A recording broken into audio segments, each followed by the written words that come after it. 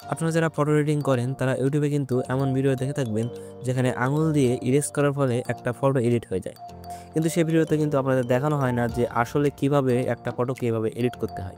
তো আজকের ভিডিওতে আমি আপনাদের দেখাবো যে আপনারা কিভাবে এমন একটা সিম্পল ফটোকে এমন ধরনের এডিট করতে পারবেন।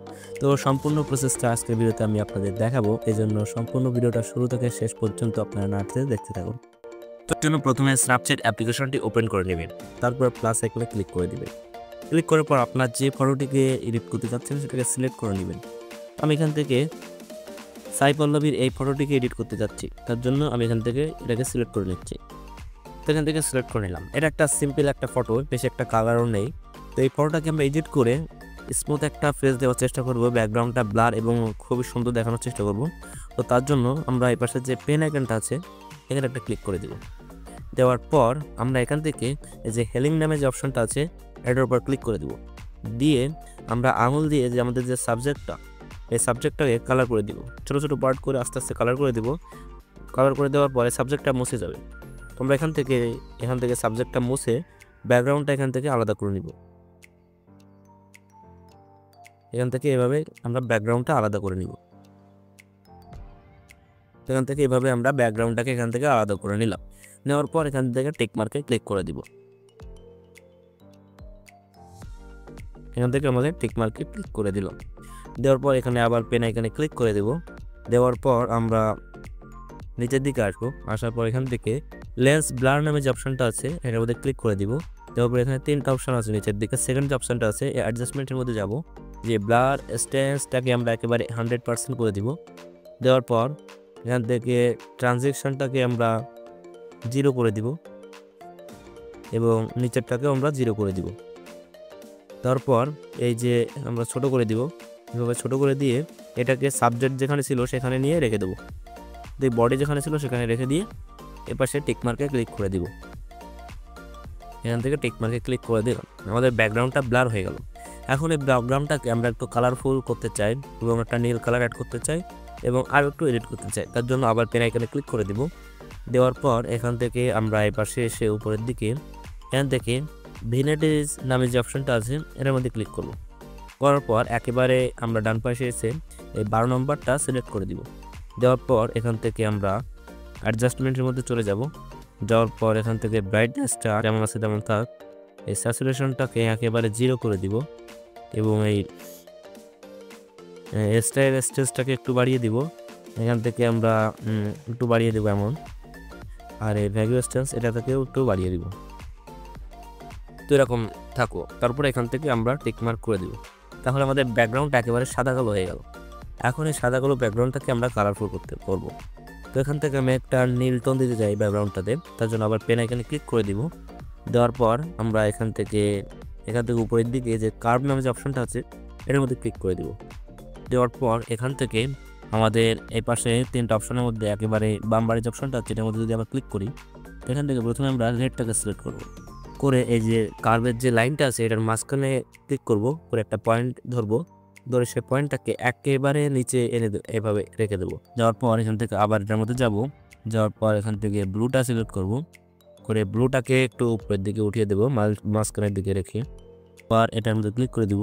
এই গ্রিনটাকে আমরা আবার নিচের দিকে নিয়ে আসবো। এখান থেকে এতটুকু নিচে আনলাম।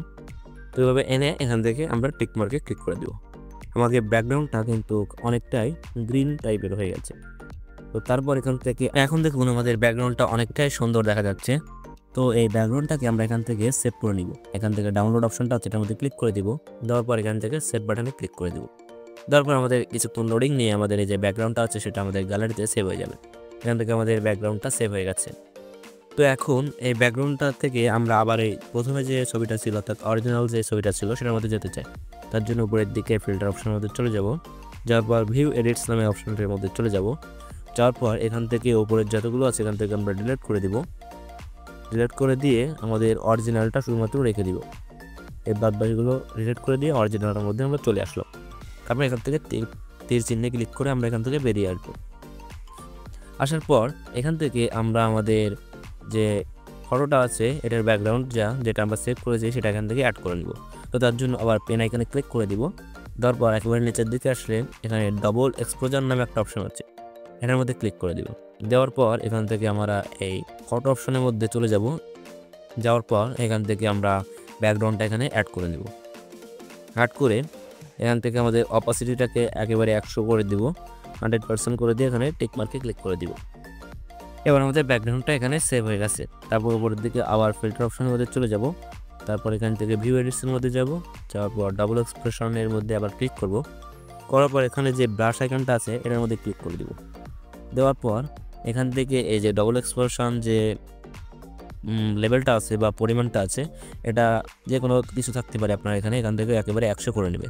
নেওয়ার পর এখান থেকে আঙুল দিয়ে জুম করে এখান থেকে আপনাদের এই ব্যাকগ্রাউন্ডে ঘষে ঘষে আপনাদের সেই ব্যাকগ্রাউন্ডটা এখানে অ্যাড করে নেবেন। এভাবে করে আপনাদের ব্যাকগ্রাউন্ডটা এখানে অ্যাড করে নেবেন। খুব সুন্দরভাবে কাজটা করবেন এবং করতে করতে যদি এমনটা হয়ে যায় যে আপনাদের আঙুলটা কখনোই সাবজেক্টের উপর পড়ে গেল, তাহলে আপনারা কী করবেন? তখন এটাকে আমাদের মোছার জন্য কিন্তু এখানে আন্ডু নামে কোনো বাটন দেওয়া নেই। তো এটাকে আমরা এখান থেকে মোছার জন্য জাস্ট এই ডাবল এক্সপ্রেশনটাকে একেবারে 0 করে দিব, দিয়ে সেই অংশটুকু আঙুল দিয়ে এখান থেকে মুছে দিব। তাহলে এখান থেকে সেটা মুছে যাবে। এটাকে আবার 100% করে নিব। করে নিয়ে আমরা এখান থেকে সম্পূর্ণ ব্যাকগ্রাউন্ডটাকে আস্তে আস্তে ভালো সুন্দর করে অ্যাড করে নিব।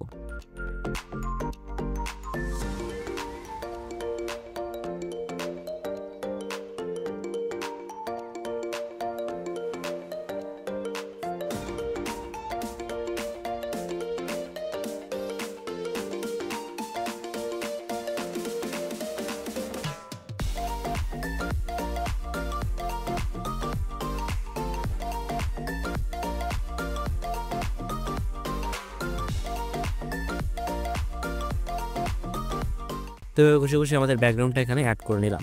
এখানে চোখের আইকনে যদি ক্লিক করেন তাহলে আমাদের ব্যাকগ্রাউন্ডটার মানে কোথায় কোথায় ঘষেছে সেটা কিন্তু খুব সহজে দেখা যাচ্ছে। এখানে এই কোনার দিকে ঘষে নিলাম। তো এখান থেকে চোখের আইকন সরিয়ে দিলে এখান থেকে খুব সুন্দরভাবে বোঝা যাচ্ছে আমাদের কোথায় কোথায় ঘষেছে। তো আমাদের ব্যাকগ্রাউন্ডটা এখান থেকে অ্যাড করা হয়ে গেছে। এখান থেকে আমরা ব্যাকগ্রাউন্ডটা অ্যাড করার পর এখান থেকে টিক মার্কে ক্লিক করে দিব। করে দেওয়ার পর এখান থেকে তীর চিহ্নে ক্লিক করে এখান থেকে আমরা বেরিয়ে আসবো। আসার পর এখান থেকে আমরা আমাদের যে ফটোটা আছে, ফেসটা আছে এবং স্ক্রিনটা আছে, এটাকে আমরা একটু স্মুথ করতে যাচ্ছি এবং একটু সুন্দর করতে। এটা করার জন্য আমরা এই পাশে আসবো। আসার পর এখান থেকে এই যে লেন্স ব্লার নামে যে অপশনটা আছে এটার মধ্যে আবার ক্লিক করে দিব। দেওয়ার পর এটা স্ট্রেন্থটাকে আমরা 30 রাখবো, 30 না 50 রাখবো এবং বাদ বাকিগুলো আমরা 0 করে দেবো, একেবারে 0 করে দিব। 0 করে দিব দিয়ে আঙুল দিয়ে এই যেটা আছে এটাকে আঙুল দিয়ে একেবারে ছোট করে দিব, করে দিয়ে একেবারে কর্নারের দিকে রেখে দিব। এখান থেকে টিক মার্কে ক্লিক করে দিব। দেওয়ার পর এখান থেকে আবার ওই ফিল্টারের মধ্যে চলে যাব। যাওয়ার পর ভিউ ডিটেলসের মধ্যে চলে যাব বা ভিউ এডিটস করার পর এখান থেকে লেন্স ব্লারের মধ্যে ক্লিক করব। করে এখান থেকে এই ব্রাশ আইকনের মধ্যে ক্লিক করে দিব। তারপর এটাকে জুম করব। করার পর এখান থেকে আমরা এই লেন্স ব্লারটাকে এখান থেকে 50% করে দিব। দেওয়ার পর এটাকে আমরা এই আমাদের স্ক্রিনটাকে ঘষে নিব। যেখানে আমরা যদি চোখের আইকনে ক্লিক করি এভাবে হালকা করে আপনারা ঘষে নেবেন, তাহলে আমাদের স্ক্রিনটা খুব সুন্দর স্মুথ হয়ে যাবে। সব জায়গায় ঘষার দরকার নেই, যেখানে যেখানে আমরা স্ক্রিন করতে চাচ্ছি বেশি করে সেখানে একটু করে ঘষে নিব। তো এখান থেকে এতটুকু অংশ আমরা ঘষে নিলাম। তারপরে এখান থেকে আমরা এই অংশটুকু একটু করে নিলাম। এভাবে আস্তে আস্তে কিছু কিছু জায়গায় আমরা একটু ঘষে নিব। এভাবে আমরা একটু ঘষে ঘষে নিলাম। এভাবে করে আমরা ঘষে নিব। এই অংশটুকু দরকার হলে আমরা একটু ঘষে নিলাম। এভাবে করে আমরা একটু একটু করে ঘষে নিচ্ছি। সব জায়গায় করার আমাদের দরকার নেই, যেহেতু আমরা সব জায়গায় করবো না। এখান থেকে একটু সুন্দর করে ঘষে নিলাম। এভাবে আস্তে আস্তে করে আমরা স্ক্রিনটাকে হালকা হালকা করে একটু ব্লার করে দিব বা স্মুথ করে দিব। এভাবে করলে যদি আমরা চোখের আইকনটা একটু সরিয়ে নিই দেখতে পাবেন যে কতটা সুন্দর করে আমাদের স্ক্রিনটা এখান থেকে স্মুথ হয়েছে। আগে এমন ছিল, এখন এমন হয়ে যাচ্ছে। আগে এমনটা ছিল, এখন এমন। এইভাবে আমরা এখান থেকে স্ক্রিনটাকে আমরা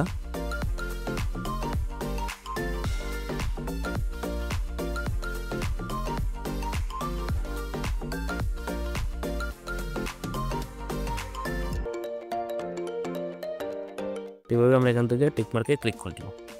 দেওয়ার পর এখান থেকে আমরা বেরিয়ে আসবো। আসার পর আবার এখানে পেন এখানে ক্লিক করে দিব এবং উপরের দিকে এসে সিলেকশন যে টুলটা আছে এর মধ্যে ক্লিক করে দিব।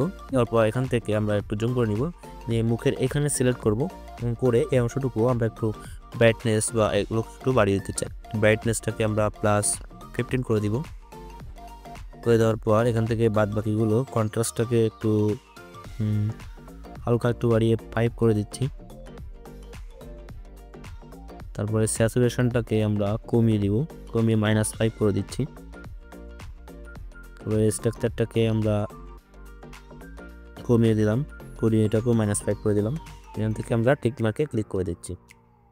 তো দেখুন এখন কিন্তু আমাদের ছবিটা আগে এমন ছিল, এখন এমন হয়ে গেছে, আমাদের ফেসটা অনেকটা স্মুথ হয়েছে।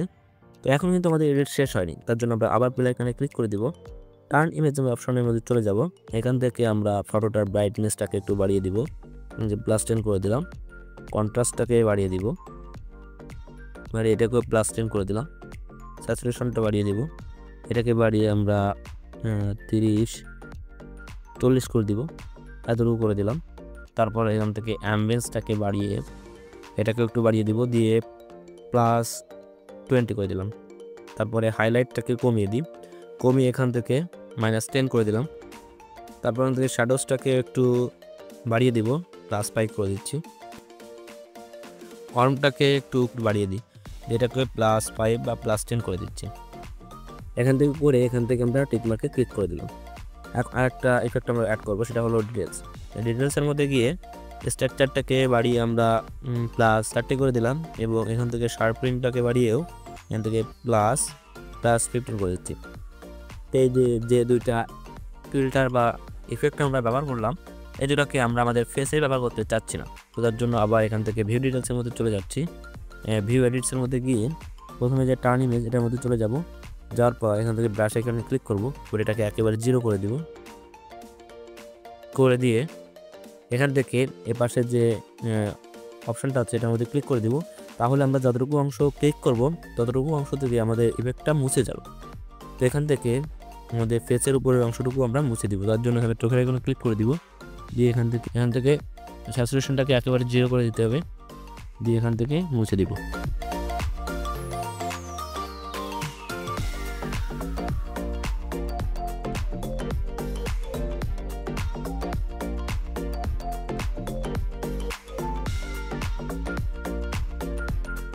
এখান থেকে ঠোঁটের উপর বসে দিলাম, দিয়ে এখান থেকে টিকমার্ক করে দিলাম।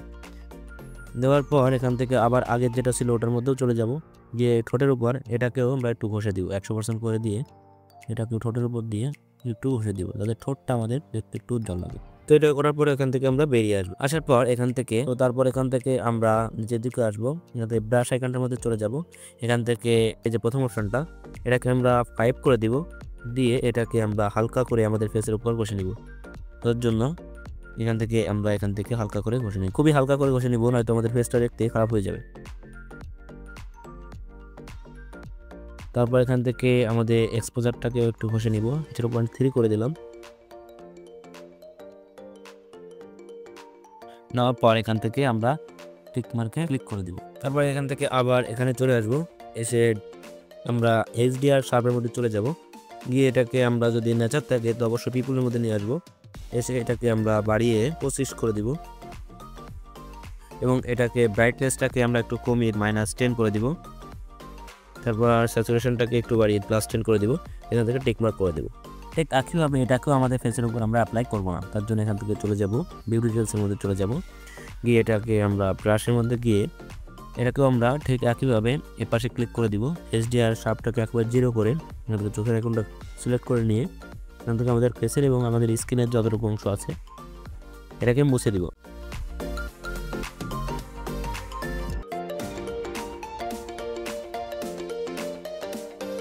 এভাবে এটাকে করে আমরা এখান থেকে আবার টিক মার্কে ক্লিক করে দিব। এখন আমাদের ফটোটা একেবারে রেডি। তো এই ফটোটা আমাদের একেবারে প্রথমে ছিল এমনটা ছিল, এখন আমাদের ফটোটা এমনটা। এখন আমরা চাচ্ছি এখান থেকে সেভ করে নিতে, তার জন্য এখান থেকে ডাউনলোড বাটনে ক্লিক করে দিব। করার পর এখান থেকে আমরা এক্সপোর্ট কিংবা সেভ এই দুইটা বাটনের মধ্যে যে কোনো একটাই ক্লিক করে দিব। তো সেভ বাটনে ক্লিক করে দিলে কিছুক্ষণ লোডিং নেওয়ার পর আমাদের ফটোটা সেভ হয়ে যাবে। তো এভাবে আমরা সেভ করে নিব এটাকে। তো ভিডিওটা যদি ভালো লেগে থাকে তবে অবশ্যই ভিডিওটাকে একটা লাইক দিবেন এবং আমাদের চ্যানেলটিকে সাবস্ক্রাইব করবেন এমন ধরনের ভিডিও দেখতে। ধন্যবাদ।